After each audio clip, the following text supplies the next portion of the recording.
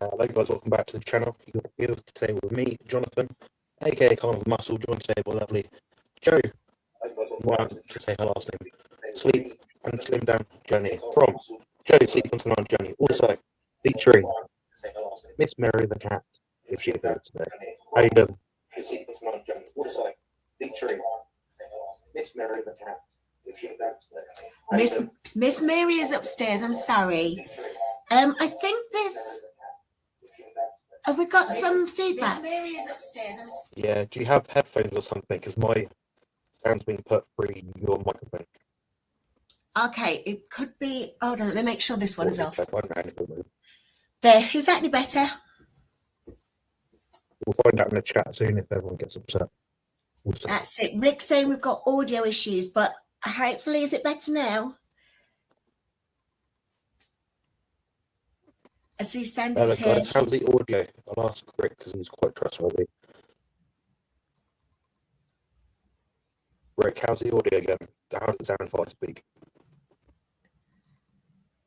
It sounds a little bit crackly. Your voice is choppy, says Rick. We're dealing with 2 gigabytes per second Wi-Fi and 5G, maximum 4 bars. But well, do you want me to start if you need to do anything else with the audio? Yeah, I can say later on. There's nothing I can do on my end whatsoever at all to fix it. Other than going to a different room and just be disturbed by everyone. So, yeah. Okay, well, I'm just looking through the chat. We've got lots of people here today. Lots of our friends that we know and love. So, for example, I can see that we've got Himani here. Himani all the way from India. Lovely to see you, Himani. And, of course, we've got Zed Big New Wasnik. You know this person. This person appears on your channel all the time. So they're saying, hi, folks, hit the like button.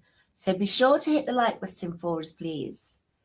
Then we've got Rick from Charger Mopa. Hi, Rick.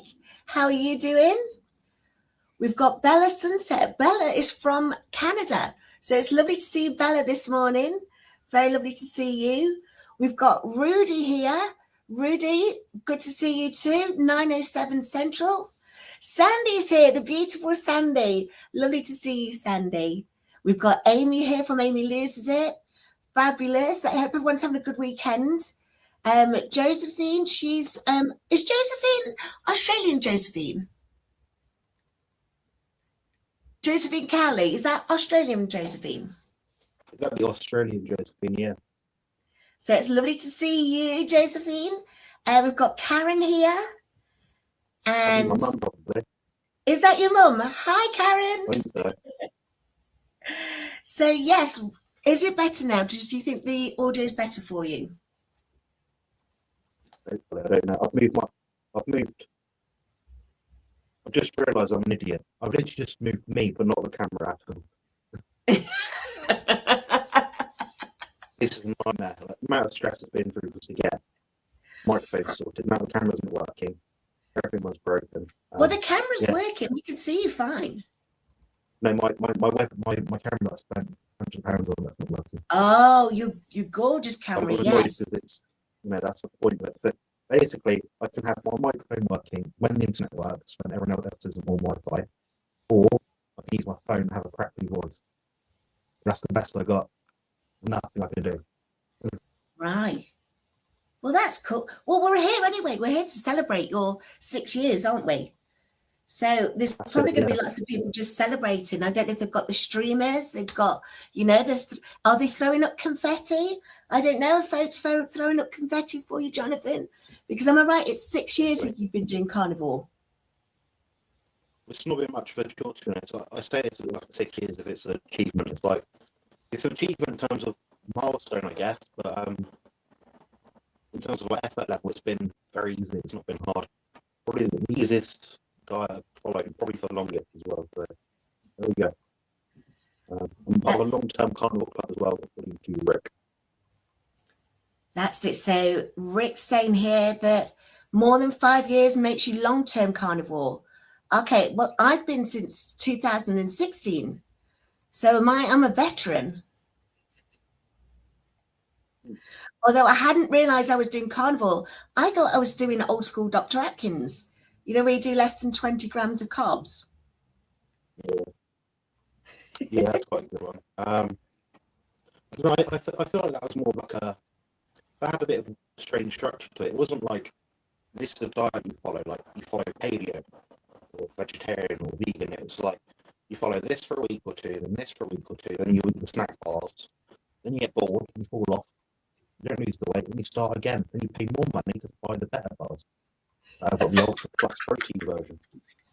You see, now you're on about the mid-2000s version of Atkins. When Dr. Atkins originally wrote it, there were no bars. The only bar you were expected to eat was a bar of butter. Have you heard of, I made a video about 2 years ago called, there's a doctor called Dr. Jan Kwasniewicz, Polish guy. So he actually was, basically, he invented the Paleolithic ketogenic diet before the current people that currently do it did. Oh. This was back in maybe, I want to estimate maybe 1917, 1918. And the premise of it was around high fat animal foods. Mm-hmm. Not like bit of vegetables, like I'm talking like a little, a few little leaves of cabbage on the plate sort of thing, some soups and broths and things like that.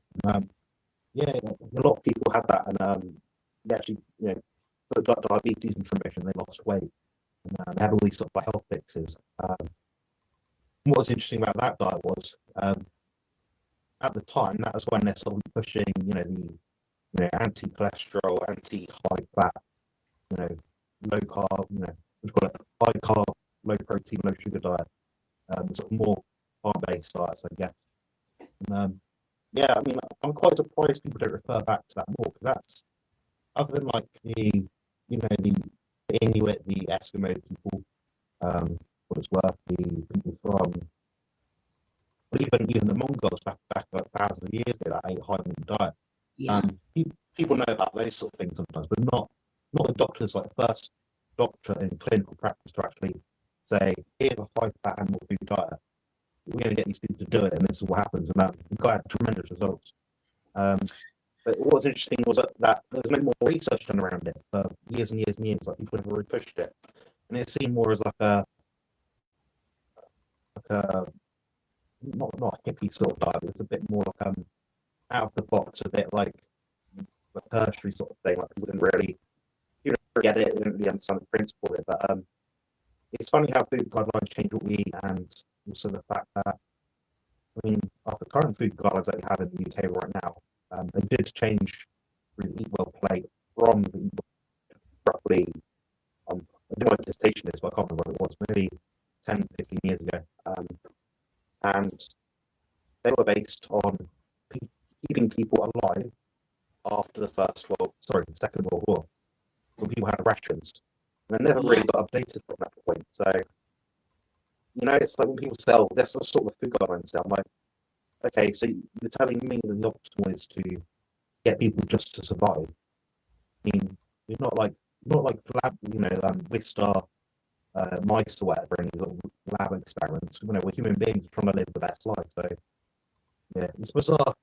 It's quite an easy one for us to dispute, like whether you're scientifically minded or not. If you're watching this, perhaps, like, you don't have to go far to really debunk a lot of the high carb, low fat sort of diets, I think. Well, the thing is, do we want to debunk, or are we actually happy to eat the way we do and feel so much better for it? And anyone who wants to join us can. I don't think we're necessarily in a battle. And it's like you did say before about Dr. Jan's diet. It's very rare we do actually know the name of the doctors. I mean, I think that's why Dr. Atkins is such a marvel, because he's one of the few doctors that we know their name clinically. But with Dr. Jan's diet, that's the sort of thing that Dr. David Unwin has been using to help those with type 2 diabetes to get their blood sugars back to a normal level and without the need for insulin, isn't it? Yeah. So, talking about blood sugar and stuff like that, what's your journey? People that are you're obviously curious, maybe on my channel on following you. What's happened with you then, Joe? Well, to be fair, mine's an interesting journey, and because I've been a carnivore for 16 years, 10 years this year. So I was first diagnosed with IBS back in 2014, and then I was put through the system to see if I was celiac or anything like that, and they did find that I had a large level of you'll know this, Jonathan, IgA and the antibodies, but the A ones. I had a lot of those in my... Is what, sorry? Immunoglobulin A? That's the one. So I had a lot of that in my intestine. So the gastroenterologist referred me to a FODMAP dietitian. And through the FODMAPs, we did the process of finding out what foods may or may not set off an inflammatory response. And unfortunately, almost all of the complex carbs do. So I really struggle with anything that's lactose based, anything that's fructose, any artificial sweeteners, any oligosaccharides, and that takes a lot of food out of the equation for me. And I'm saying it takes it out of the equation. I could have kept it in, but then every time I eat them, I would have 2 days stuck on the loo, feel really lousy. I wouldn't have been able to have a life. So I did start doing carnivore, or what I used to call Dr. Atkins minus 20 grams a day. And I was doing that since 2016. And I continued to do that. But sadly, my health was getting worse. So I'm not one of those people who are a carnivore and say carnivore fixes everything. There's other things that were going on in my body that my body was still becoming worse. We've now found out that it's primary aldosteronism. And aldosterone, you'll know, is a hormone, isn't it? Is it a hormone? You said you could explain it better than I could. Yeah, it's responsible for regulating the water balance of the body and the kidneys and things like that. It has interplay with other parts of the brain, how we are wakeful, how we assimilate different foods, we do different, electrolytes in the body. The problem with your issue is because it is so deeply genetically rooted, there's very little you can do. And what you just said about, you don't tolerate a lot of the complex carbs. Well, what you might be able to say from ancestral heritage is that you're, looking back thousands of years, your people, your original native people, whoever they might be, might have had a very refined diet. That means they were really, really, really, really good at eating the foods that you tolerate now. Then you might have all the meat, like myself, from, I don't know, more Scandinavian, northern hemisphere sort of heritage, I don't know. We would have had more, maybe more dairy, maybe more eggs, maybe more fish. And because we have that, we could expand the population quicker, perhaps. Who knows? It's all very much speculation, but means we might have had a more diverse diet. Therefore, our gut microbiome now is more adjusted to it. So you might have had a more specialised diet, the same way Mary the cat has a specialised diet. You give her a chocolate bar, you give my dog a chocolate bar, and went well for it. But we can tolerate some of these things because we've been, big fans of Cadbury for a long time, I guess. Big fan of Cadbury's. Well, I think it's interesting you put that out there because in my family from St. Lucia, so I am mixed race. My mum's a white lady from Nottingham, and my dad is a very, very healthy, very healthy looking. He's a fitness guru down there, and he's 72 years old this year, still runs his gym. So he runs a gym for his locale. But even with that, he had a first stroke at 53 years old. And so that takes us into the idea of, as you say, the hypertension part of the primary aldosteronism. It can actually finishes off. With that said, though, again, my dad is a huge fan of eating all the whole foods, and he'll eat some veg. He eats a little bit of fruit, but not a huge amount. which is odd because he does have the banana and papaya plantation over there. But as I say, I wonder if the carnivore diet makes very strong people, because I'm from a long line of strong people, and just sadly, by trying to eat the complex carbs, that was then messing with my body, and as well as the primary aldosteronism. So now we're still trying to get that into, still trying to get it, what's that word, controlled. It's not controlled yet. And while it's not been controlled, I now have chronic kidney disease.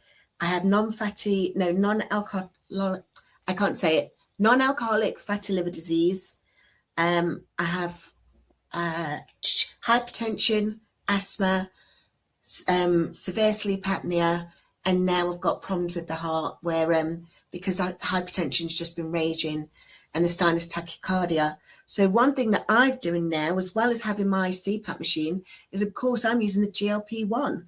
And the GLP-1, I don't know, you know more about this. I call it a wonder drug, but you'll know more about the science of it.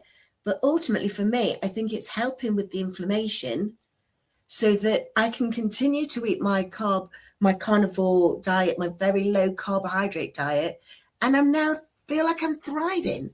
Even with all of these damages to my different organs, I feel like I'm thriving, which is a wonderful thing. Yeah, exactly. It's true, yeah. My mum's just sitting there, just puts me on, she's like, right outside my door. It's really annoying. Yeah, so like the GLP-1s, when we talk about GLP-1, we're already talking about one injectable drug and one oral drug. But when we talk about it colloquially, that means, for example, semaglutide, tirzepatide, retatrutide, which isn't out yet. There's more of them to come down the line, sort of thing. But yeah. What basically you're saying is like the medication you're using right now is stimulating or increasing the satiety you're getting from the food that you're eating by delaying the absorption to the small intestine, therefore reducing the area under the curve. So when you eat the food, blood glucose sugar goes up, and goes down after. What we're basically doing is, rather than having that, when you get that peak, that's what damages the cells and the blood vessels. Chlorine artery, calcium, platinum, for that. What you're doing is you're taking a drug which, rather than going like that, means it will just digest a bit slower, a bit longer. Therefore, the area of the curve is actually smaller. The load on your pancreas is less. Therefore, your insulin sensitivity is better. Therefore, you're less likely to be insulin resistant. Therefore, you're more likely to have appropriate leptin, ghrelin, dopamine, signaling, things like that. That's how the GLP-1 effectively works. What you're using, I believe, is tirzepatide. So that's got something called GIP in it. Yes. That works more so from the standpoint of, I guess you could say, like, in some work on the brain, through like an agonism of the brain, so something which turns on certain hormone in the brain. Some of these things work more through the digestion pathway, so slowing down digestion. And the latest ones that are coming about soon are working on the glucagon pathway. The idea is, if you elevate your glucagon levels, you, in effect, it's almost like an exercise method, but it's not. So your body will think that you need more glucose in your race, sort of thing. But what it'll do is, because you're not using that intensity level of exercise, you'll start to burn more fat because of it. So your resting energy potential will increase using those sort of drugs. But the problem is with all of the comorbidities that you mentioned is you don't know how that's going to affect the interplay between all the other medications you've got as well as the conditions that you live with. Yeah. So it'd be very much a trial and error kind of thing. And I mean, a lot of people are against the GLP-1s, but I think we live in a modern world of a society that's got a food system which is not ideal. Like at the end of my road, we've got a sign there for KFC and McDonald's. Everywhere we go, it's not easy. Something like 60,000 new food products are released into the supermarket shelves each year. We've not got 62,000 more types of eggs. We've not got 20 more species of animals to eat. We're still eating beef, chicken, fish, turkey, whatever, eggs, drinking milk, things like that. So it just goes to show how much processed food we have, and it's not people's fault. Obviously, some people out there, maybe they get bored, maybe they're not motivated, maybe they have too much time on their hands or something. But some people are trying, they're doing their best, but their hormone levels aren't reacting as they should because we're not in a natural environment, which would be otherwise. So that's why those sort of medications are useful. The other point people say, but all the side effects, and I say, yeah. Can I just step in on that point you made there, Jonathan? You was mentioning about the hormones. Well, again, that takes us to the question that Rick's got here about hypertension on carnivore. I was carnivore, but the hormone aldosterone was then kicking up the water retention, which made me have hypertension. But then likewise, it was also kicking out adrenaline. And in fact, I found that I was pre-diabetic on 10 years worth of carnivore. Seems outrageous. But Jonathan, you can explain that to us a bit more, can't you, about why that might be? Yes, effectively, the body always wants to heal itself. But the problem is, when you get to a certain point, you become less mobile, so you can't exercise as much. Therefore, you can't resensitize your muscle cells to something called it's called the GLUT4 receptor. So that's what allows glucose to get in and out of the cell. If that cell becomes less sensitive, you store less in your muscles and more in your fat. So it almost has like a bypass and an effect. So the food, the energy, the calories, so to speak, what you eat would affect your body differently to how they affect my body. Because I can exercise, I can do things I enjoy doing. I've got a bigger bucket. So effectively, we'll have a bucket which you might say, this is our muscle glycogen. Effectively, when that glycogen is overflowing, that's when we gain body fat. The problem is people then look at that in a 2D myopic kind of view and think, oh, if we just take less in, put more out, we've got more space in the bucket, we'll lose body fat, we'll titrate down, and so on and so forth. The problem is the hormonal effect. As soon as we add in the modern processed foods, that bucket, and let's just use, for instance, say people listen to this, calories, so that 2,000 calories you eat, that's what I eat, will be impactful differently on our bodies. And I speculate, and professors like Kay speculate as well, it makes up for about 20% of body composition outcomes.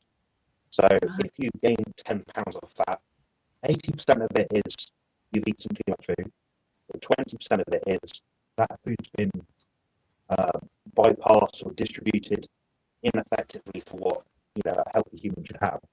And that goes down to like the GLUT4 receptor kind of thing. So, like I said, we've all got a limited, finite amount that we can store in our body.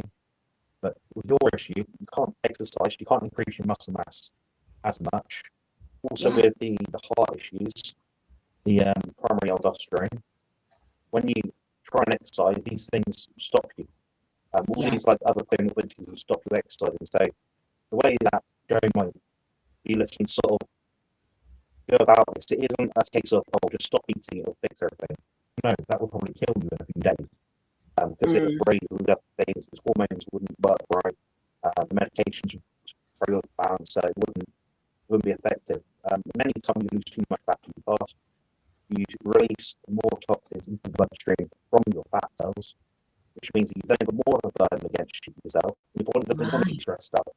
So then you'll start eating more food, so your body slows down that titration or titrates or staggers down that fat loss in effect. So the way you're doing it makes most sense. So it's like, okay, I'm going to give myself 6 months to a year, whatever I have to be, and I lose 1% of my body weight maximum per week. That's a safe level of amount of weight you can sort of lose over a long period of time. And then what your goal is, you might say, well, I don't know, it's 30 pounds, say, so about 2 stone. Okay, that's, now say someone was 300 pounds, for example, you're looking at, what's that, like 10 weeks? Yeah. £3 a week. That's quite achievable. So that's the sort of approach you would use. But for me, it'd be a different approach because And if I lost that much, I wouldn't be able to train, so my strength would drop off too fast, and muscle mass would just fall off. So my approach would be different to a lot of people. So I might, because I'm already lean, I might go to 0.5% body weight per week. So when I start my prep, let's just assume I'm 103, 4 kilos right now. We're looking at maybe, let's say 0.75, 0.6 kilos per week loss. That would mean I'd lose weight to get into fat to get into the right shape. I'm not got too far down deep into my injury cells that starts with muscle. I can still train, so I can still keep that buck I spoke about earlier big, so that when I eat more food, I'm not going to instantly gain like. So, yeah. Well, it's interesting you say that, Jonathan, because another thing that you and I do so differently is that I do intermittent fasting. I only eat one meal a day, whereas there's no way that you could do one meal a day. It would completely impact your body differently to the way it impacts mine. Would you be able to explain a bit more about how that works? Yeah, so effectively I eat more than Sean Baker, who's like the main carnivore person out there. Sean Baker, even him, he's been doing this for like 10 plus years now, probably. Even him eats like 2 meals a day and sometimes an extra snack. But he's accustomed to that. Whereas me, my background is always, for the most part, been eating 5, 6 meals a day. Right now I eat about 4, occasionally 3 if I sort of run out of time, I can make a bigger meal here and there. That's how I get enough food in. But my output, my expenditure, my needs are much higher than most people, so I need more food. But at the same time, I'm 6'1", my brother about 6 foot. Our stomach capacity is about the same. So we're looking at just at rest 400, 500 milliliters. So me eating 2-3 kilos worth of food each day, one go, my stomach's going to go, and it's not going to digest as well, in my opinion. And it's not to say I wouldn't still be able to do it; it just wouldn't be comfortable or enjoyable. What I'm trying to achieve isn't necessarily how to put it. I'm trying to achieve something which is difficult, which I'm not meant to be able to achieve. It means I have to do things which are more difficult, which are hard for people to do to achieve. So it just means you have to change your goal. So when people talk about like, oh, this is the best nap meals per day, Steve, I would say, how many times per day I'm hungry? Okay, now stuff yourself in that one meal. Is that enough food to keep your weight, stable if you're trying to maintain your weight? No. Okay, you need 2 meals. Okay, does that work? No. Okay, you need 3 meals. So that's how it should work. So people think there's this massive benefit, but yeah, I mean for yourself, yeah, there is a benefit because of your sort of eating history, just like your background, and the amount of food that you're trying to eat in order to still be able to lose weight is lower than what mine would be. So you have less meals. And if you're once per day, and it allows you to stick to that methodically, reliably, and to be scientific, reproducibly, that's what you need to do. You're not wrong for doing that. So, I mean, I know some people that eat 2 meals one day and 1 meal the next day. Then there's not any hard rules in it. I think the only problem is for some people is when they start getting to that point where they start snacking. With snacking, you never really hit that satiety response. So having like a, I don't know, and 1 egg, it's a snack. But you're better off just eating a meal. Then you'll get there's different forms of satiety. You get the stomach swelling satiety through the mechanoreceptors in the stomach and the gut. You get the nutrient density satiety. So, salmon, eggs, cheese, and meat is going to be more nutrient dense than just beef on its own. So, you see what I mean? So you have to sort of put a diet based on what, one, you tolerate, 2, you can do every single day based on how long your objective is to reach your goals. With the right amount to still stimulate those satiety mechanisms so you can still adhere to it. I think that's where people go wrong. They ask me what I do, and I'm like, it doesn't matter at all what I do remotely. There's a million and one permutations of what I do and what you do, Joe. So it doesn't matter. What people forget sometimes is you're trying to reach a goal. You just need to find a way to reach that goal. It doesn't necessarily matter how, why, what you do to get there. If you have to use a GLP-1, go for it. It's certainly got more efficacy than calorie counting. Calorie counting we see in studies, at best, like 5% of people reach their goals. But what we're looking at with these sort of drugs, they are drugs, guys, they are medications, they are prescribed sort of thing. You're getting a lot more than that. Yeah, there are side effects, but I mean, if you had at least a double or triple success rate versus no benefit, you might as well, if someone's willing to use them and deal with the side effects and read around it and get prescribed it and have the right medical check and things, yeah, you're doing it a better way. You're doing it a more efficient way, and you're using technology to your advantage. It's not everything that's scientific and new and modern is a bad thing. I think that's what we call an appeal to nature fallacy. The idea that everything natural is good. It's like, well, if you put me out in the wild, I'm not going to survive very long. I need to have to drink water. I need a packet of salts in my cupboard to hydrate. I'm not going to last long in the wild. Yeah. So nature in itself is good up to a point. There's certain things here and there which can tell us forward. I mean, imagine we're still stuck not using bloody wheels. Well, without a wheel. No Amazon orders. No Amazon orders. No meals out. Definitely out on Amazon order. That's a bad one. I don't know. You've got to push something in your house, like a new fridge freezer or something. Oh, you're gonna have to pick that up now rather than roll it. You see what I mean? So it's a tool, isn't it? It's a tool. Daft. Now, you did mention in there about the intermittent fasting and how it would, it's harder to get more calories. But my rheumatologist was telling me the reason why she was suggesting the intermittent fasting was because of the insulin resistance. I had a huge amount of insulin in my body, even though we don't actually measure that in the UK. But we found out that you could tell by things like having the brown necks and things. What are your thoughts and suggestions for people who are insulin resistant and not necessarily want to go carnivore, but want to change the way they eat or the foods that they eat in order to improve their insulin sensitivity? I'd take out all the processed foods as the first thing, the easiest thing.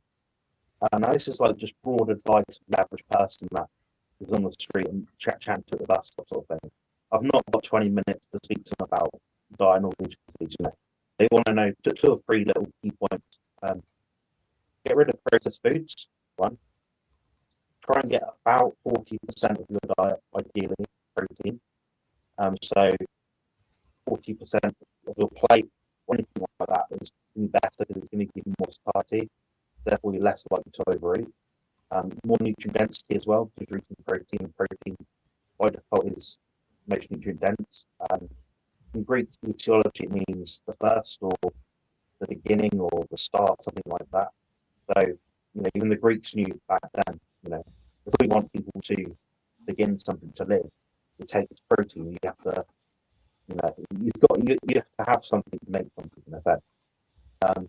The other essential nutrients, fat as well. I think a lot of people on low-fat diets tend to have issues sort of maintaining hormonal function, things like that. Right. So people just be like, oh, it just means you've got lower testosterone, you don't need enough fat. No, it's much more than that. All these hormones, guys, they're not just testosterone makes you, aroused, excited and stuff. It does all this other stuff around all these different biological pathways and other hormonal, levels that you don't even realise. So you could draw someone's blood. Oh, you're low on testosterone here. Okay, but what does that really mean?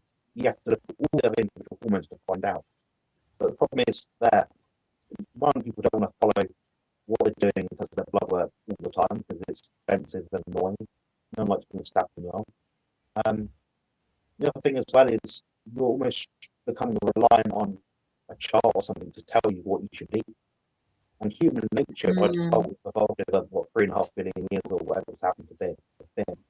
And you can look at that and think, well, we've got this far without doing all this stuff. what did we used to do that we know that's got us to this point? If we look at that, we say 99.9% of what we've eaten, probably over the past whatever, as a human species, has been predominantly protein and fat. We know that's got us to this point. Everything else is background noise. So that's probably how that's how I'd approach the intermittent resistance thing. Then you can expedite these sort of things like through exercise resistance training. If you can't do that, you can do walking. If you can't do that, do anything, sat on a chair, anything. Do more than watching just these tendons, guys. That's my tip. Now, you also mentioned there about health and, things that we may or may not be able to do. And like, my story in that I was struggling with mobility, massively so, at the start of my journey. Again, just because of how much water retention was in my body, all my joints, everything was swollen. I couldn't stand on my feet and hold 25 stone worth of weight. But could you tell us a little bit more about your health journey and the things that you do and the reason why you went on to carnivore? Yeah, so my first introduction to anything dietary, like at all, probably about 12 years old. I didn't eat anything for 2 weeks. I just drank water. I believe at the time I weighed something like 67 kilograms, something like that. By the end of the 2 weeks, I weighed 67 kilograms. I didn't eat for 2 weeks. I was like, that doesn't make any sense. It wasn't like I felt like fat or anything. I was just trying to I don't know, I just read it somewhere and it said it was for me. Like, back then I was quite naive. I never really cared that much about things. I just thought that'd be quite fun to do. God forbid, I think it's more self-destructive than anything. Yeah, so a few years went along sort of thing. I noticed people around me buying Weight Watch magazines and stuff. I'm like, I can't lose weight, this and that. I'm like, surely you just eat less food. Like, surely that's what it is, logically. It turns out there's a lot more to it. That's when I then decided to do my degree in human nutrition. I graduated in 2018. Since then, I've just been researching thoroughly every day for the past 7, 8, 9 years. Before that, even I was researching before that. So, yeah, my health journey kind of, I guess things really started to get bad when I got glandular fever about 13, roughly. Also got, as a result of that, the Epstein-Barr virus. So automatically I was already on the back foot. Then I had an injury to my spine. That made things worse. I became, I want to say less mobile, but something like I could still do things like go to the gym, exercise, do sports and things, but it just became increasingly more difficult, more painful as time went on. Then in 2022, I had a spine fusion surgery. That didn't go very well, guys. I've got stories about that all over my channel if you want to have a look. But yeah, so that left me with a chronic pain condition. Since then, it's just gradually got worse. But what I can say is every time I go back away from what my current diet is, I feel just a bit worse. It's like a case of I'm a bit different to a lot of people, and perhaps like Rick and the channel. A lot of people start carnivore diet like, I started and I've lost 10 pounds and I've got rid of diabetes. But I'm not one of those people. I know the damn effects of what happens when I don't follow that sort of diet. I've got a bit of a juxtaposition in that, in a sense. But I've also been lucky to sort of learn from a lot of people along the way through different means, so collaborating online, coaching clients and things, and sort of I've worked out there's more than one way to skin a cat. Sometimes you have to use soft skills in coaching rather than just, do this, do that. Because if it's that simple, it'll be perfect, but it's not. It's not going to happen for everyone. We're always trying to improve ourselves in some way. We're not born that way to be perfect. But I think there's a lot of mistakes people make along the way. So a lot of my content online now that I make as a content creator is obviously free. So actually, about 98% of what I have online is free. Just like the resources I have, ebooks and things like that. I've been able to sort of enjoy some of the benefits from that. So I've I set a fundraiser actually last year, around about March time, I think, or April. Was it May? I can't remember. Sometime 6 to 9 months ago, and I sort of thought, yeah, I was struggling to afford medication from a condition that's not my fault. I've got an online audience that support me and care about me and trying to sort of improve my well-being and sense of being human. And that's allowed me to sort of do more things, and that's I've got a more enjoyable life now. It doesn't mean that the pain away. It doesn't mean that my life outcomes are going to be totally different long term. But it means that at least right now, it allows me to sort of persist and keep making content, keep helping out other people, and enjoying reading positive comments sometimes. So that's always nice as well. And yes, I mean, I just want to say thank you to everyone that's supported me so far at this point. 6 years into carnivore diet, so yeah, it does mean a lot to me. I'm currently on a bit of a YouTube ban, by the way, guys. If you're wondering why you said something nice to me and I've just got a heart by it, that's all I can do. I can't do anything else. It's not letting me comment. It says error, cannot proceed or whatever. So yeah, but, I've reached out to people I know, for email or WhatsApp or Instagram, whatever, if I can. But yeah, and since then I've been diagnosed with all sorts of funny illnesses, and I live with this absolutely brilliant trifecta of autism, chronic fatigue, and CRPS type 2, which is probably as good as it gets besides being terminally ill. So yeah, but in that kind of sense, I'd say it's introduced me to lots of new people as well along the way. I've learned a lot of new stuff along the way, but also I've been humbled in some senses because I've realised as much as I've learned from my own experience and others, I realise how little we do know, which means what we see out there and we think is out there in terms of scientific facts and absolute best practice, there's more work to be done, and a true scientist, for what it's worth, he never stops trying to learn, and is always trying to disprove their own hypothesis. So my current hypothesis, I guess, is if you want to live a long, happy, healthy life, have a good social network, go to the gym if you can and enjoy it, do resistance training to a safe degree using sensible methods, eat a ideally animal food-based diet, reduce processed foods, nature as much as possible. It's simple stuff. I think it's not really too contentious, I guess. But yeah, I mean, what's your Can I stop you there? Can I stop you there a second, Jonathan? Yeah. So you did say a lot there, but a lot of the things that you did say was about the social network of it all. Now I can see the people who are in the chat. There's a lot of people here in the chat that you appear on their channel, or you're coaching them. Could you tell, for those of you that are there and know Jonathan, and we're celebrating his 6 years today, would you mind throwing up some hearts or confetti? Do the emojis for us, just throw those or put them in the chat.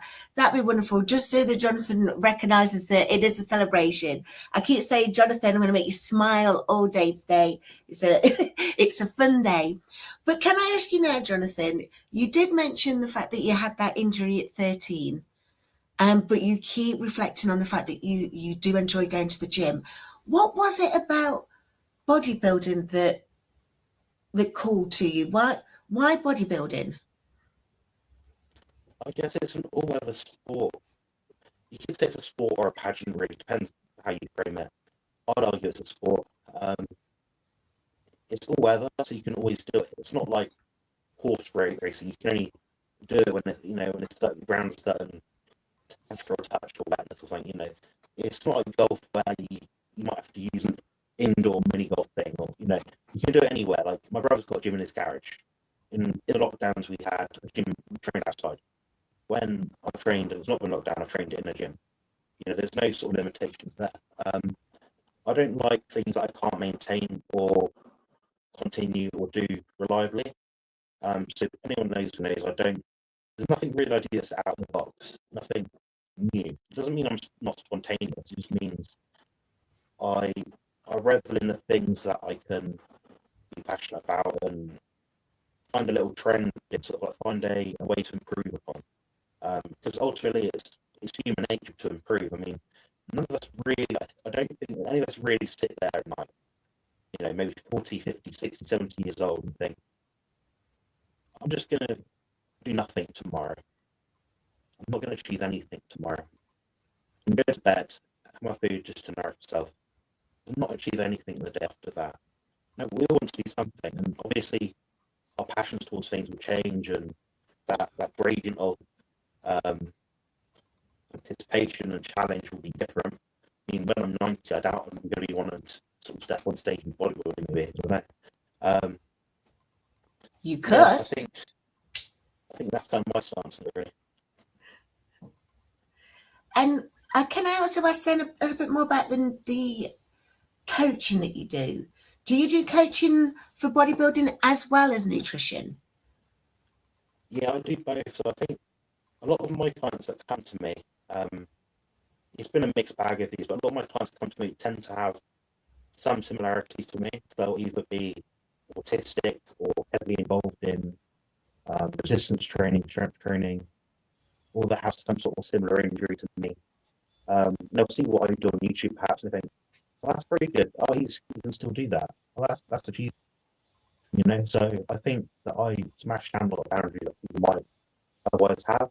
I think sometimes, I get messages like this every single day, like, oh, you inspire me about this, or I'm impressed that you can do this, and I explain how I do it, and it just clicks to them. It's like, oh, yeah, I could do that as well. It's possible.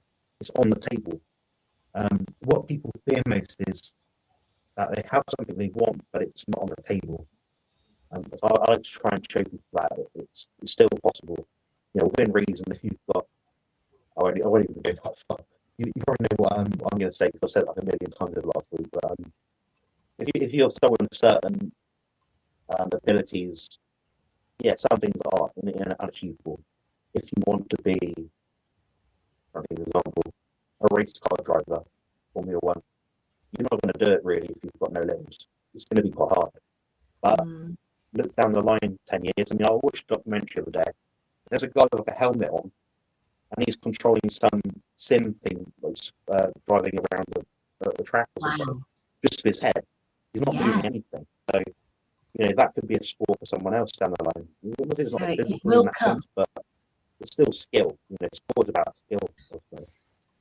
And I like that, actually, what you just mentioned there, because for me, who has got the mobility and the health issues, I have diverse abilities. I don't have a disability. I have a diverse way of doing something. So I don't consider it as a detriment. And we've got a great question here from Kendi K. And can I first start answering it, but then you explain why my answer might be the same as well, Jonathan? Yeah. So Kendi asks, how is your blood work as a strict carnivore, specifically the cholesterol? So for me, I have dyslipidemia. But the interesting thing is that we spot the dyslipidemia when my lipids are fine throughout a certain time of the month. They're fine when I have the injections, you have the blood works done. But then when I'm unwell and I have the blood works done, if I'm having a flare-up, I go and have my blood works done and my lipids are up like that. So my lipids rise when I'm unwell. I did something the other day where I was wearing the glucose monitor, and if I'm stressed out or if I'm feeling unwell, then my glucose rises again. Is there any correlation with that and the cholesterol for me, or how does it work for the average carnivore? That's my part of that question. Okay, so what people have to think about, I'll put my summarizing thoughts first and I'll explain it. Every lipid value that you read in a blood test result from your GP or anyone is an absolute waste of time to look at.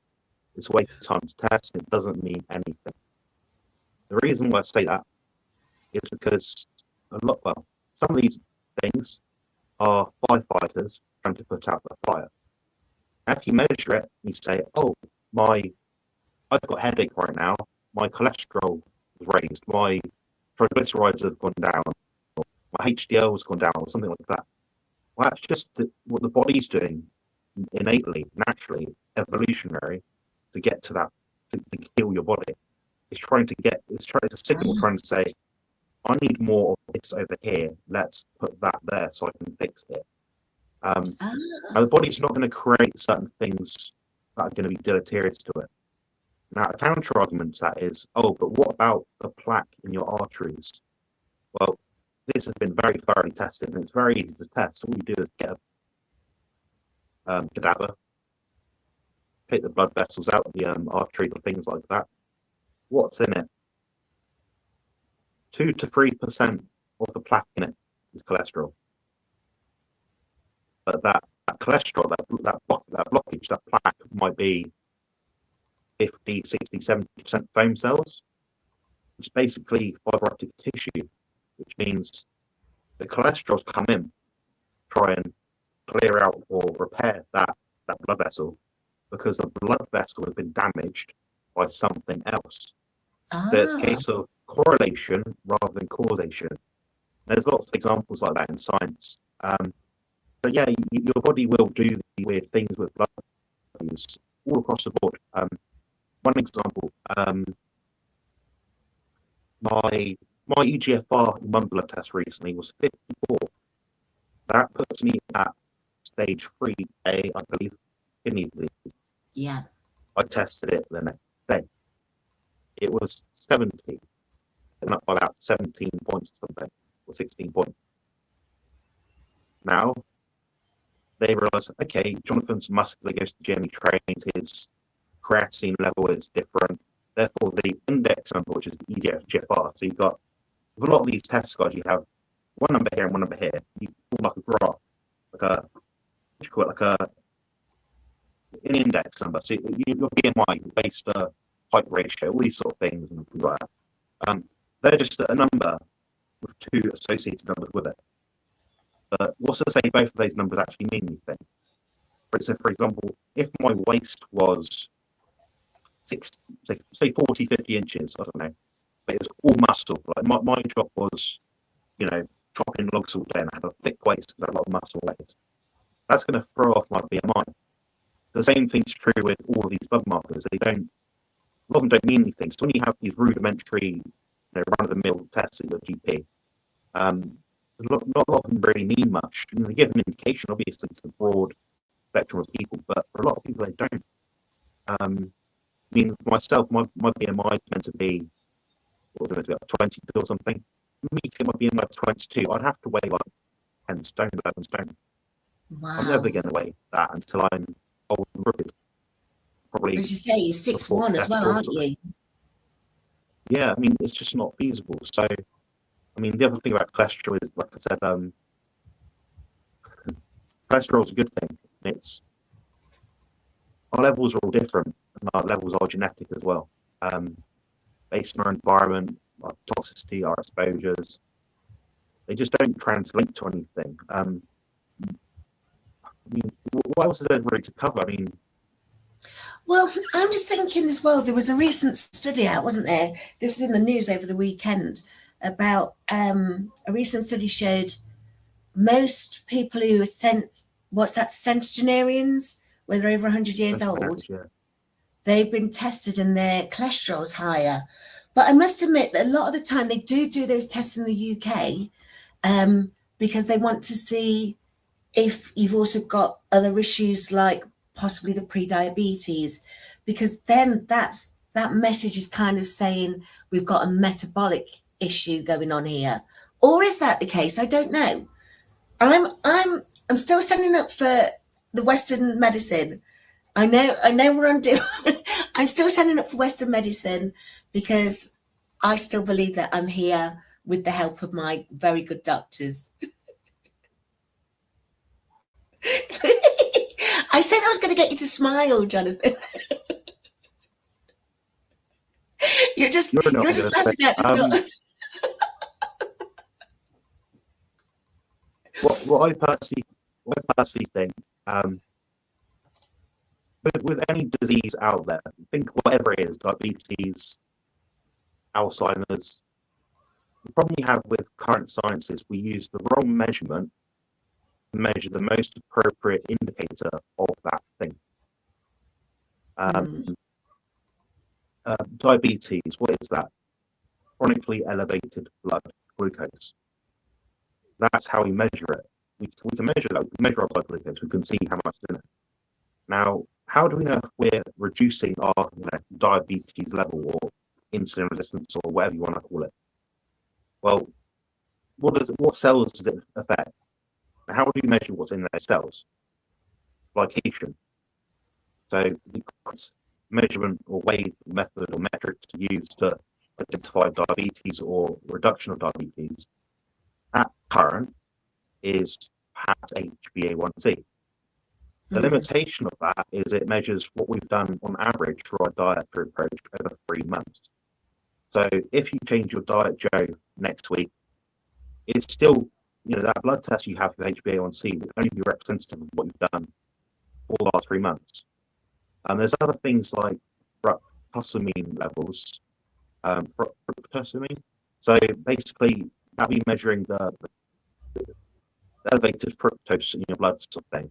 The glycation from fructose in your blood. So everything you take in will have a glycating impact. So it means it'll attach itself to sugar molecule attach itself to a protein molecule and make it deleterious. So therefore, your body's DNA system, biological biochemical system will have more work to do to get rid of it.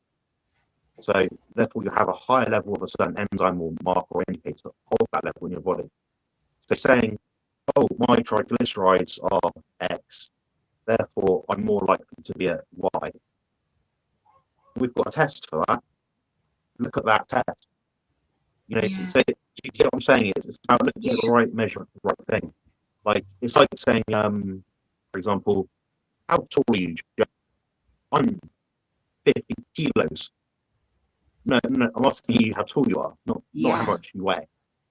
Oh, but don't weigh 50 kilos. Can you imagine you like that? Well, I must admit, I've always been, still an advocate for Western medicine. I still don't understand why someone like me who's chronic kidney disease, I've got inflammation in the glomerula that causes blood in my urine, and that's not been mentioned. That's not been measured since I was diagnosed with chronic kidney disease. So then they're not assessing why there's blood in my urine, even though every time we did the test before I got diagnosed, they'd always find it.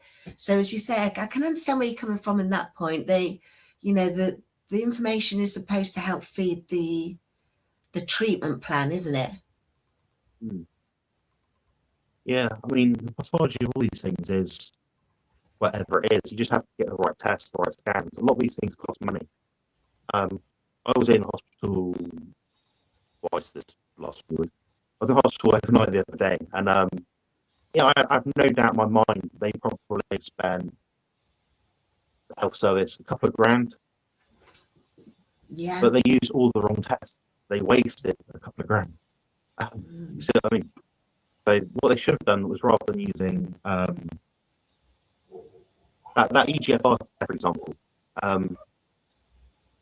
they don't consider like muscle mass, weight, and things like that, and it's done by different races. You've got all these different ways to measure it. The thing is, you're not going to throw out a gold standard test, which is what I've had in the past twice now, to prove or disprove kidney function level, because one, is expensive. Two, means it's going to take a lot of someone's time up. I mean, when I had that done, it's like a 7 or 8 hour ordeal. If someone's just a bit worried about their kidney health because an enzyme might be a bit high or something, you're really going to put everyone through that meal, sitting in a hospital for 8 hours or something. It's not feasible. So that's. I mean, I'm a big proponent of Bart Case. I mean, I'm not a world expert at human pathophysiology. He's probably one of them. The other person, obviously, is Coach Stephen Thomas. He understands blood markers much better than I do. A lot of what I say is based on medical science, certification, human nutrition degree, and personal experience. But I don't personally look into that. It's not my niche. It's not my hobby. I don't really want to know why people. But it doesn't. It's not my field. It's not my point of view. You're not interested. I care about like bodybuilding. That's what I research. Yeah. And you mentioned there that you got a degree in nutrition. I don't remember what you said, but I'm just looking at this comment here from Karen, and she says, "Thank you, Jonathan, for your extensive knowledge of carnivore diet. I was quite ill. With Jonathan's help, he helped me in my wellness recovery. I went more carnivore diet, more meat, fish, eggs, and raw milk." So for other people who are struggling with their health, what would be your suggestion for the average person? Or are you saying it's not about the average person, it's about the individual? I don't know. What would be your suggestion for someone who is struggling with their health and they think it might be supported by changing the way they eat? I'd leave it.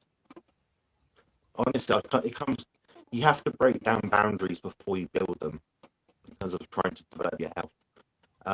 That's the biggest contention point I have, which is why I talk about like myth busting. If I say to you, well, not you, but if I say some random person on the street, eat more animal protein and more animal fat, you'll feel better for it. I've been told this about margarine being blocked and red meat causing cancer. That's not what the research says. Sorry. Yeah, but that's what the guidelines say. Who wrote the guidelines, guys? Them pesky guidelines. What does the current research say? When do you last read research? What does the current meta-analysis say? Not that. But the average person isn't trained in statistical analysis. The average person is not by default trained to understand what science means. They're trained through nature, through society. Read a magazine article, read the headline, or read the conclusion. Oh, okay. And that's going to sound really arrogant, but I think most people that read these scientific studies shouldn't be able to comment on them. But it's not a freedom of speech thing. I think everyone should have their opinion. But they shouldn't be able to be absolutist about things, because I would argue, can you look at that data yourself that is transmuted from that study, analyze it yourself using the mathematical skills, scientific skills that you have, and come up with the same conclusion as the person that wrote that conclusion, that article? No, most people don't. So we rely on people, perhaps like me, perhaps like Barkay, or anyone else that's trained in this sort of thing, to interpret it, because we can actually unpack it and pack it back up again. What we find is when we unpack it and pack it up again, we get a completely different answer. Well, get back to the point. Yeah, the guidelines themselves have only just recently been changed, haven't they? The AMA ones, to show that there's the pyramid now of that rather than that. Yeah, I think I'm kind of getting back to your point. What was your original question? Sorry, I think I kind of. The question was that if somebody like Karen, she's explaining that while she was really unwell, your help has helped her improve her wellness. So what would you advise others who are struggling with their health and they think it might possibly have something to do with something that they're eating or the way that they're eating? Yeah. Well, 99.9% of our genetic makeup is identical, or near enough the same. The idea that we're so different and we have a completely different diet as human species is incorrect. For example, you do not have 2 chambers and I have 4, and then Nightbot, who's a robot, has 20. We've both got a stomach. You know what I mean? We both produce an enzyme at a certain concentration within a certain pH gradient within our gut, which activates to digest certain amounts of food in certain proportions. What if that enzyme's What if that enzyme's flawed through genetics, or, as you say, the things that they're eating? Yes, so that's where the other component is. So if you look at, it's called N15 isotope data. So they measured the carbon levels within long bones of human beings, so like you and I, over hundreds of thousands of years, all over the globe, not just in Africa, Europe, everywhere, all over the globe. It's not just isolated little data. They found that something like 70 to 80% plus of their diet based on scalable data from other animal models using the same metric, which would transpire to the same outcome. We found that 70 to 80% of our diet is ruminant meat and animal fat. So that tells me we've got to this point, you and I and everyone else watching this, from eating mostly ruminant meat and animal fat. That 20-30% difference is where that genetic element comes in. So you mentioned earlier about some people having celiac, no ability to digest certain plant fibers, for example, or plant proteins. And there's the dairy one. Something like 24% of people have 24% of people have the ability to digest dairy at good amounts because they produce enough lactase enzyme. Then we find, well, a lot of people from the African continent, originally, they don't. Perhaps they didn't have as many cows to produce milk to create dairy. You see what I mean? Yeah. So therefore, they lost that. They either never had or they lost that genetic mutation that got them to that point. So, say for example, me right now, say it works in reverse as well. So, I do have that genetic mutation to digest dairy well and tolerate it well. Now, if I stop drinking as much or eating as much, then every part of my lineage in the future, for thousands of years, they won't be able to tolerate it very well. So that's where that 20-30% comes in. And that's the change of the evolution change sort of thing. Right. So this is one big thing that we've been hearing a lot in the GLP-1 community. We are actually real big advocates for the GLP-1 medication is helping you to then re-educate the way that you eat and the way that you exercise. We don't believe in eat less, move more, but we understand a little bit more about the fact of let's get in our protein first. Let's do strength training, because especially for the women of an age, we need to make sure that we're protecting our bones and whatnot. So what would you be able to tell us who are on the GLP-1, both men and women, what would be the advice that you would give us that would help us to keep with the educating ourselves on how we do things, on how we eat? Stop watching TV is one of them. So stop absorbing incorrect information. Be more refined of your approach in terms of what you take in. So am I okay still watching Bridgerton then? I can watch Bridgerton. No more Bridgerton. No more Bridgerton. But as you say, a lot of the information that we are hearing on the TV and in the media is all. One example is our dietary amount of protein meant to eat, like reference range guidance, is something like 50-60 grams per day. That's not remotely enough. That's not what current literature says to maintain muscle mass. I'm not just talking about bodybuilders or people that go to the gym, people a bit more concerned about body composition. I'm talking about anyone. And 50 grams of protein is not enough for pretty much anyone, unless you're like sedentary and 3 foot tall or something. I'd probably argue something closer to the amount of about 2 grams per kilo, roughly. Something like that. That's a bit more appropriate, but the individuality obviously comes there where the more protein or muscle you have on your body, the more protein you need to sustain it. If you're 80% body fat, you don't need the same amount of protein. You obviously scale that down. Most people, I think that would probably benefit them. If I was to give like one guideline piece, it would be definitely eat enough protein. The bones themselves are actually made of protein. The majority of the tissue is protein. That's how you stave off osteopenia. That's a high risk among a lot of the population group that typically would be using GLP-1s. So you're talking about, I personally know more women that use it than men. The data itself probably suggests about the same if you looked at things broadly who's prescribed it. Majority of people are over the age of 30, 40 years old, so they are higher risk. Perhaps less estrogen in the body, less ability to absorb calcium because of that. The protein elements can be key as well. Also, like I said earlier, it's proteos, meaning the first. It's the most important thing. What people can do actually is a bit of homework if they want. Join Carnival Muscle and Joe for homework. And let me get my jotter. Joshua. Yeah, so what you need to do is go online or any resource you like that makes sense, even a textbook of some sort of information. Look up how much, B vitamins, I don't know, minerals, iron, all this sort of stuff. All this stuff that's in your food. Look what is in, like, say, grams of beef. Okay, do that. And look what's in 100 grams of your favourite acai berry smoothie.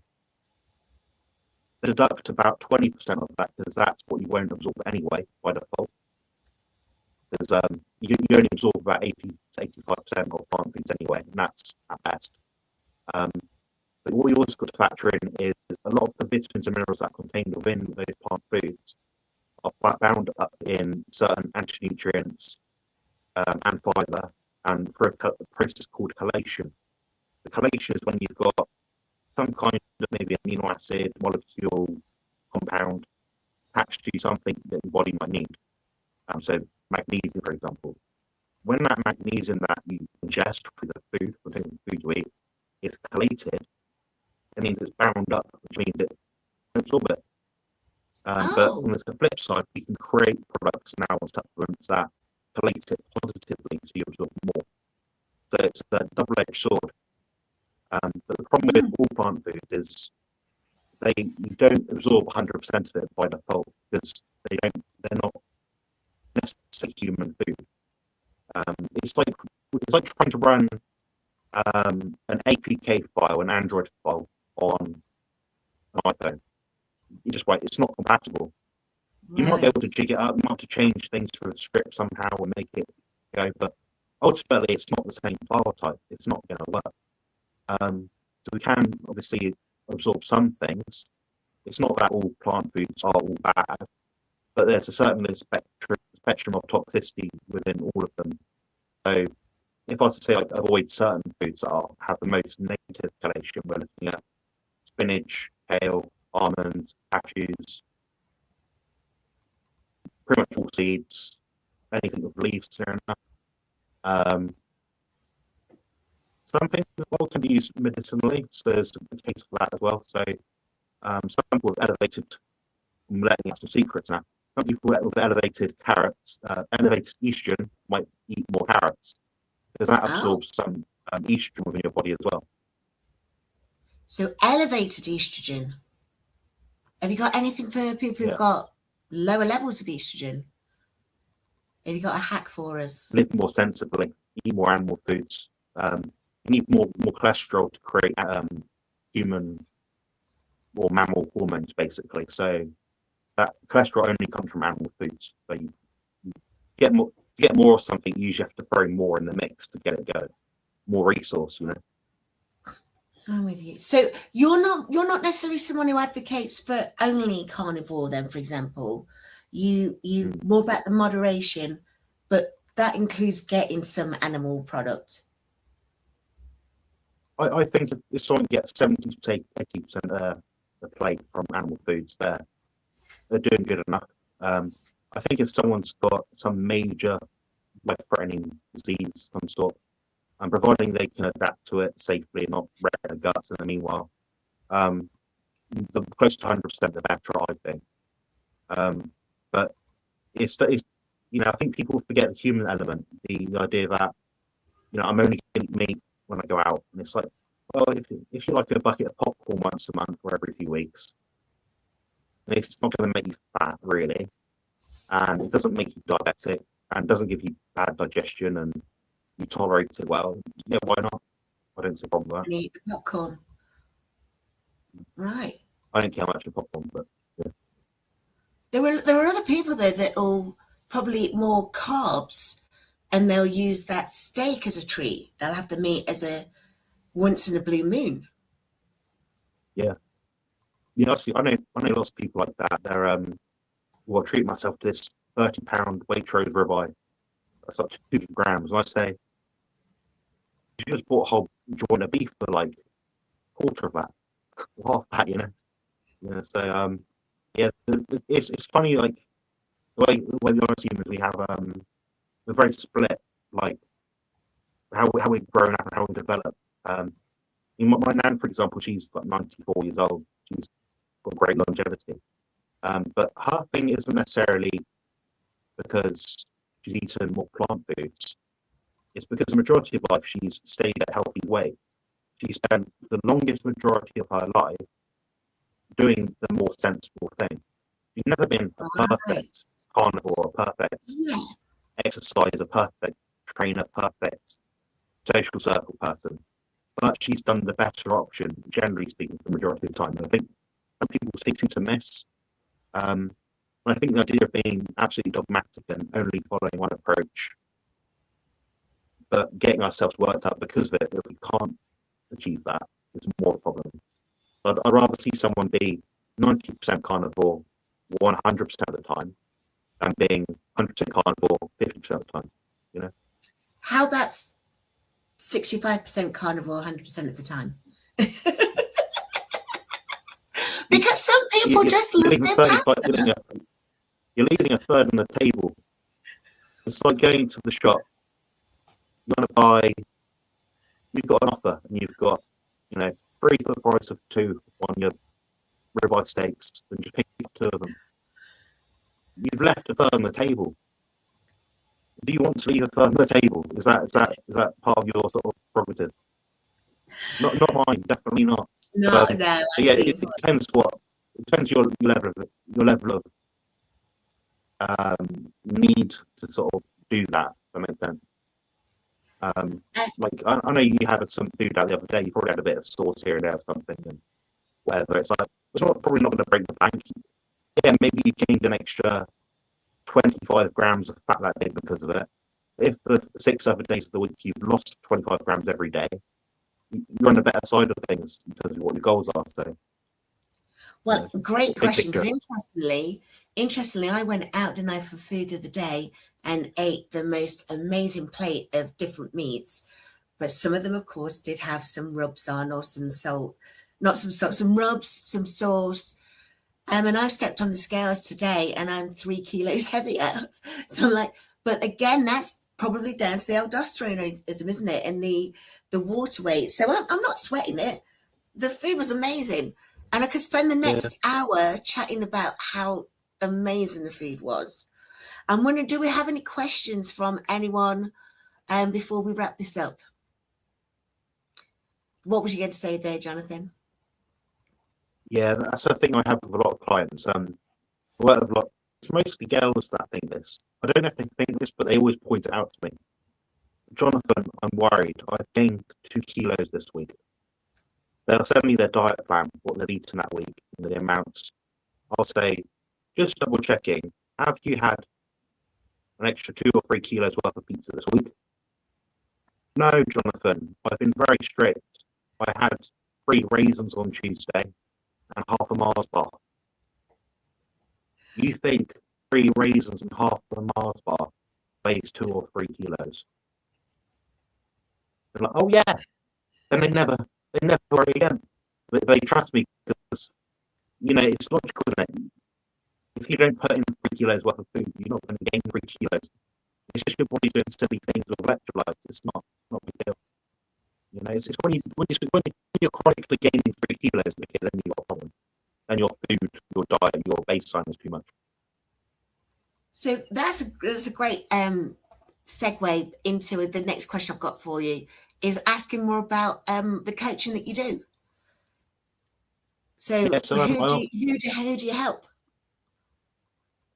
I help people all over the world, honestly. I've got clients from New Zealand to Australia to Poland to Estonia to US to Canada to South America. No one in the Arctic Circle yet. Not doing very well up there. Wait until Trump gets over there, maybe it will change things. We're not mentioning the T word on this live. We're not mentioning the T word. Yeah. But how do you do it? How do you do it? Because I understand with your health issues, you do have some ability concerns and diverse abilities. So how do you manage to coach all these people? Well, I keep my numbers very small.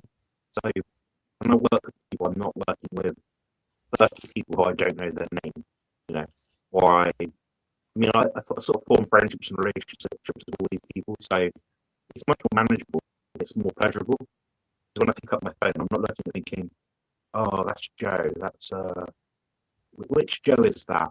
No, there's probably going to be one Joe, or one Zbigniew, or one Daniel, or one Rory, or one David, or whatever, you know. So that I find that quite easy and quite enjoyable. I've got a very simple process of check-ins. I don't like people to worry about things. I do the worrying for them. I like to keep things really sort of transparent as well. I don't give them plans they can't follow. So usually when I sort of work with someone, usually I'll have an initial consultation if they don't give them thing. I'll be able to sort of suss out, okay, they're a type 1 or a type 2 personality. I can give these people a bit of front sort of thing. They'll if I tell them to eat nothing, they'll do it sort of thing. That hasn't happened yet, luckily. But there's nothing on any of my client plans or anything I wouldn't be able to do myself. And that's as I am right now. So bear that in mind. But they still achieve what they need to achieve, and I also help people sort of have very realistic goals so that they know, okay, this is the time frame they've got, they give me, and this is how we're going to do it. And I sort of have a rough idea of, and if they ask me, oh, what do you think we'll do by month 3 out of 6? Well, hopefully I aim to get you to this sort of point, you know. With all the people I work with, I try to get them to a point where I don't just give them the plan, I educate them along the way. So when they're curious about something or they query what they're doing, it's not just generic, oh, just stick for the plan, it'll work. No, they want to know. You know, if they're investing in me, they're investing in my time sort of thing. You know, I've got to take my time back. So I explain things how they work. And, you know, usually it's a very simple process. It just means, a lot of the time, it just means getting them onto a plan which is better than what they're doing currently. When you've done this so many 100 times over, you tend to know what people need to do. Like anything, like if you're a lifeguard at a pool, you know, okay, that person there might be drowning. This happened 100 times this week, and they're 10 meters away from me. I need to jump out this angle from this part of the pool, and I'll get some quickest by doing it this way. It's the same principle. I like that. And so, as you say, if people are interested in nutritional advice or body composition advice, they can come to your channel, they can subscribe to your channel, but they can also get in touch with you about the coaching element of it. Right, yeah, and I've got lots of free content as well. I don't like to be an absolute salesman, but yeah, if you go through my playlist on my YouTube channel, I've got things on pretty all stuff that you might approach me for based on our discussion today. So probably autism, exercise technique, how to track your nutrition data, how to track your body composition, goal setting. Sometimes just a bit of humour, a bit of sarcasm in some videos.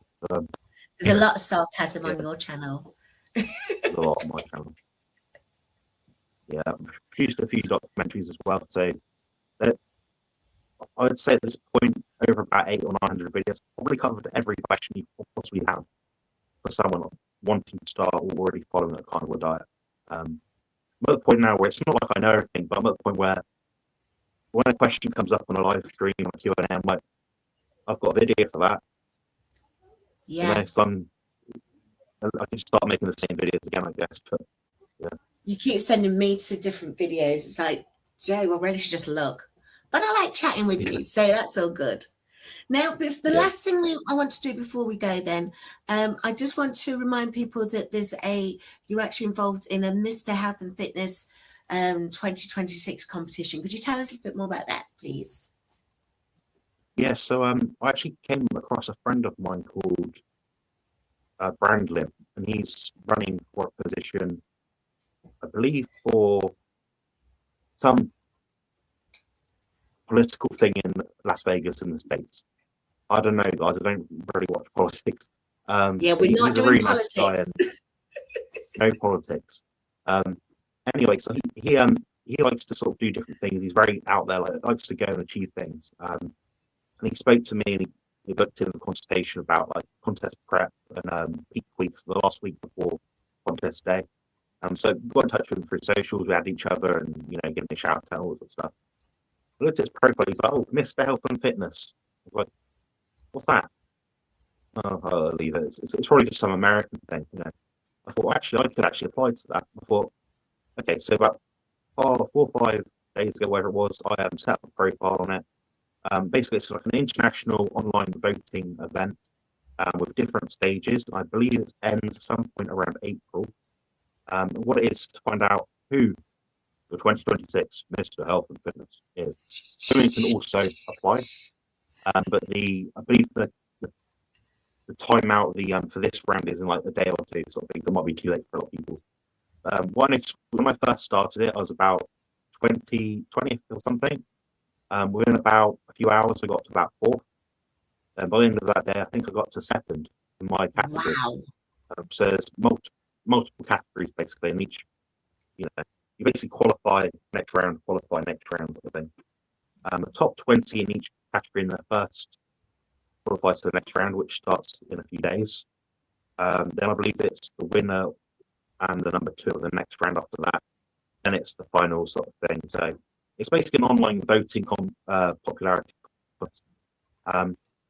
Luckily, I have you guys to help. So what you can do is you can actually go onto my profile. It'll be linked below those 5 channels, I believe. And you'll be able to sort of see what I do, what I stand for, how I'd invest the winnings. He has $20,000 cash prize, also a photo shoot, which is pretty cool. So if I win that, I actually spend the money, be useful, make more educational content for people like me and other people in the sort of carnivore space as well. Promote my brand and just continue giving back as I always have for the past few years online. That's kind of my goal, but I've got quite an interesting story we've kind of discussed through this already, and that'll go into more detail throughout. I do kind of explain what my background is, my different predictions, and how I've been able to achieve what I've been able to achieve so far. And basically, you can vote for free every day once. You just sign in, I think it's your Facebook or something, just to authorize it. You have to verify it's a human being, sort of applying, not sort of like a bunch of robots. Submit vote, and you can do the same thing every single day for free. And hopefully I'll get higher up the rankings as time goes on. Like I said, I'm currently ranked number 2, so I'm in good step for the next round. Hopefully I'll be able to win that. And if you're wondering why I think you should vote for me and not the other guys, the vast majority of the profiles I've seen so far all have very selfish endpoints with the money that they aim to raise. That's all I'll say. Okay. So what I'll be doing is I'll be using it. Yours is more for philanthropy. Mine's more for philanthropy, yeah. I probably need the money more than the other guys as well, to be honest. But it's a case of growing what I already do and helping to expand my reach so I can help others that are helping me, basically. Wonderful. Jonathan, have you got anything more to add before we close it off today? You haven't sung a song yet. I've not sung a song yet. I'm not supposed to be singing. I'm supposed to be matching your energy today. If I'll sing a song, if you sing a song, we'll sing I Want My Soul. I might end with a song for Lee. I can see Lee's on the chat. But no, seriously, I've really enjoyed this today. I think I've learned a lot more. I have got things that I need to go through and ask you again. You know I will. But before I will go and check your channel to see if the information's there. I'll do a Google search and Chaticus, just so that I'm coming a little bit more informed as I ask the questions. But I've really enjoyed it today. It's been lovely chatting with you today. It's lovely seeing everybody in the chat. So thank you everyone for joining in and listening and being great viewers. Jonathan, do you want to end it and say something inspirational? Yeah, well, I think if I can get stuff done from my bed from 20 hours a day, I don't see why you watching this can't. That's my motivation. More rationale rather than uplifting and inspiring. Crack a whip. That's We're it. cracking the whip. I like, sometimes the whip needs to be cracked. So, let's do it. It's Monday. Let's crack that whip. Yeah. Oh, thank you, Jonathan. Right. Thank you for today. Right. And thank you, everyone, for Cheers, joining guys, us. and you. Thanks, guys. Bye. Bye. Build muscle and lose fat on the carnivore diet.